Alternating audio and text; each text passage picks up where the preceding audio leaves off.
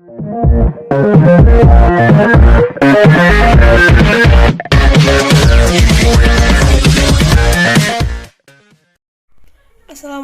warahmatullahi wabarakatuh. Kembali lagi bersama saya Hilda Salsabila. Nah, pada kesempatan kali ini kita masih berbicara tentang materi kita, yaitu ekologi hewan, yang mana pembahasan kita pada kali ini yaitu tentang ekologi komunitas. Nah, apa saja yang dibahas pada ekologi komunitas? Oke, baik, akan kita jelaskan satu persatu. Nah, berbicara tentang ekologi komunitas, maka hal pertama yang harus kita tahu bahwa komunitas itu apa? Nah, jadi komunitas itu ialah sekumpulan dari berbagai jenis organisme yang hidup dan berkembang bersama dalam suatu habitat. Contohnya ada komunitas burung, komunitas ikan, terus ada komunitas terumbu karang. Jadi komunitas biotik ini memperlihatkan sifat tambahan dari sifat individu dan populasi sebagai suatu kesatuan. Misalnya struktur trofik dan aliran energi. Yang tentunya dalam mempelajari komunitas kita tidak lepas dan tidak bisa dan pasti akan membahas tentang struktur trofik dan aliran energi. Nah, jadi apa yang terjadi dengan komunitas itu maka akan dialami juga oleh organisme atau individu dan populasi yang berada dalam suatu komunitas. Nah, dari puluhan bahkan ratusan jumlah organisme yang terdapat dalam suatu komunitas, hanya beberapa spesies yang berperan penting dalam pengendali komunitas. Hal itu bisa berdasarkan jumlah, ukuran, produksi, dan aktivitasnya. Nah, struktur komunitas dapat berubah dengan seiringnya waktu, serta kelimpahan suatu spesies akan berubah. Dan akibat perubahan tadi, maka akan mengubah jaringan interaksi dalam komunitas.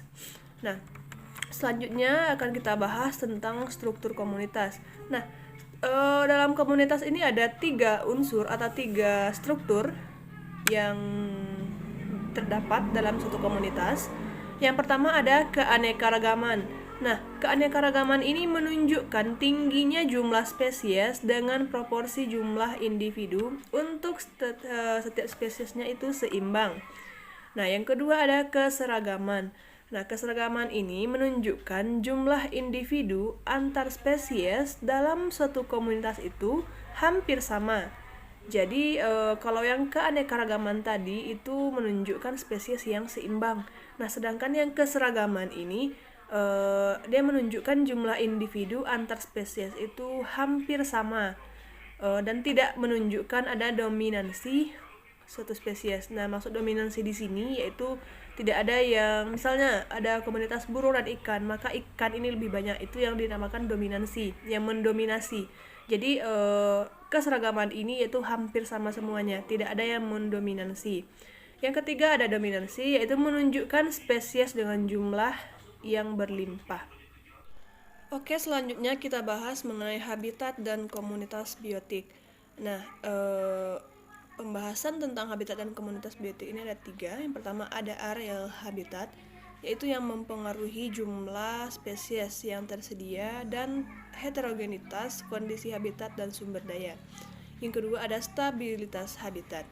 Nah, stabilitas habitat ini menentukan lamanya waktu yang tersedia untuk akumulasi spesies dan keragaman spesies. Yang ketiga ada kekayaan spesies. Nah, kekayaan spesies ini umumnya meningkat dengan ketersediaan sumber daya. Jadi semakin besar sumber daya, maka kekayaan spesies akan meningkat. Nah, hingga titik di mana spesies yang paling beradaptasi secara kompetitif dapat menekan spesies lain. Nah, jadi dengan melimpahnya atau ketersediaan sumber daya itu yang meningkat, maka nanti akan ada spesies yang dapat beradaptasi dengan hal tersebut.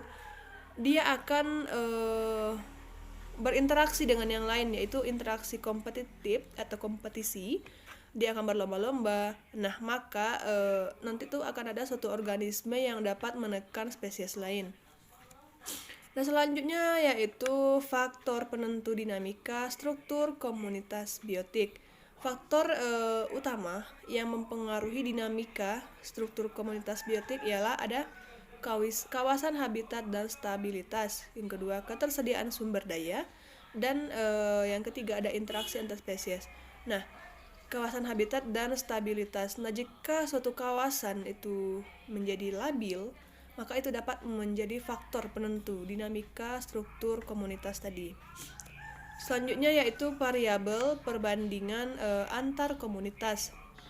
Yang pertama yaitu keanekaragaman spesies. Jadi kita bandingkan keanekaragaman spesies, yaitu keanekaragaman spesies ini memiliki dua komponen yang dapat menjadi faktor pembanding ya. Yang pertama yaitu kekayaan, yaitu jumlah spesies dalam komunitas. Yang kedua ada kemerataan, ukuran kelimpahan relatif. Terus ada struktur jaring makanan. Nah, struktur jaringan makanan ini merupakan jaringan interaksi berpasangan di antara spesies dalam satu komunitas. Nah, hal ini juga merupakan variabel perbandingan antar komunitas. Selanjutnya yaitu organisasi kelompok fungsional. Nah, organisasi kelompok fungsional ini mencerminkan kombinasi spesies berdasarkan tanggapan fungsional terhadap lingkungan atau efek pada proses ekologi. Selanjutnya yaitu metode perbandingan antar komunitas biotik. Ada 3 metode yang menjadi perbandingan antar komunitas, ialah yang pertama ada indeks keanekaragaman spesies. Yang kedua ada struktur jaringan makanan atau disebut dengan struktur trofik. Yang ketiga ada organisasi kelompok fungsional. Oke, selanjutnya kita bahas tentang dinamika struktur komunitas. Nah, interaksi komunitas akan berubah seiring berjalannya waktu karena populasi merespon secara berbeda terhadap kondisi lingkungan yang berubah. Jadi berubah kondisi lingkungannya, maka akan berubah pula interaksi dalam komunitas karena karena populasi itu merespon lingkungan yang berubah tadi. Nah, terutama gangguan dan perubahan ketersediaan sumber daya dan predasi. Jadi dengan berubahnya sumber daya, maka itu akan cenderung mempengaruhi perubahan interaksi dalam komunitas. Nah, jika dinamika populasi mencerminkan efek bersih dari reproduksi individu, mortalitas, dan interaksi dengan lingkungan. Nah, dinamika komunitas mencerminkan efek bersih dari dinamika populasi spesies yang berinteraksi dengan lingkungannya. Jadi dinamika komunitas ini ialah hasil akhir atau efek bersih dari dinamika populasi spesies yang berinteraksi dengan lingkungannya.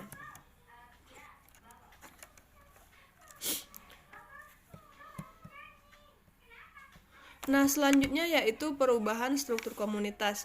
Nah, perubahan struktur komunitas ini ada jangka pendek dan ada jangka panjang dan ada perubahan terstruktur. Nah, yang perubahan jangka pendek harian, musiman, dan tahunan itu merupakan tanggapan terhadap perubahan lingkungan yang mendukung beberapa spesies dan mempengaruhi kekuatan interaksi. Selanjutnya perubahan jangka panjang atau disebut dengan suksesi, yaitu dalam struktur komunitas mencerminkan perubahan dalam kondisi habitat dan pergantian spesies selama perkembangan komunitas di lokasi yang baru tersedia atau terganggu. Jadi kalau yang perubahan struktur jangka pendek tadi itu merupakan tanggapan terhadap perubahan lingkungan yang mendukung beberapa spesies. Jadi beberapa spesies itu ada yang dapat berinteraksi, ada yang tidak. Nah, sedangkan yang jangka panjang atau disebut dengan suksesi itu mencerminkan perubahan dalam kondisi habitat. Nah, apabila terjadinya pergantian habitat, maka spesies yang baru akan muncul dan maka ada juga kemungkinan maka spesies yang lama itu akan hilang atau punah atau mati gitu. Selanjutnya ada tuh perubahan struktur komunitas selama waktu evolusioner mencerminkan respon spesies terhadap tren jangka panjang kondisi lingkungan. Nah, selanjutnya kita bahas tentang struktur komunitas.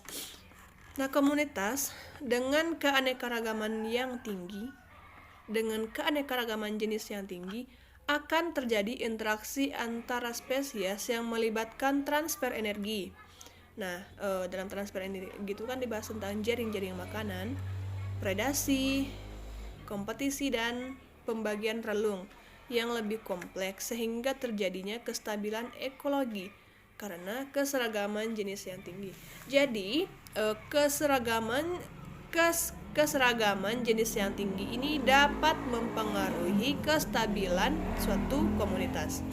Nah, jika dominansi tinggi akan terjadi ketidakstabilan ekologi atau disebut dengan labil karena transfer energi melalui jaringan makanan lebih didominasi oleh spesies tertentu saja. Nah, contohnya begini.